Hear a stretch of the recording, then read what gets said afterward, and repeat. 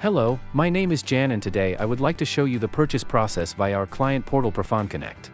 To make a purchase, you need to log into Profond Connect and click on Self-Service in the menu on the left. The menu point opens and Purchase in Pension Fund is displayed. Click on this. This opens the interface that you use to start a purchase. You will see your maximum purchase amount and can now enter the amount of the purchase you wish to make. As soon as you have entered the amount you want, the purchase date will be filled in automatically for the first day of the following month. You can edit this field, meaning that you can plan your purchase for a later point in time. Click on Calculate. A new calculation of your expected retirement capital will appear, as well as your expected retirement pension. Click on the Self-Declaration button at the top left. Check all of the information that is shown. If necessary, update this information and then click on OK. Now click on Validate Request, and then on Send.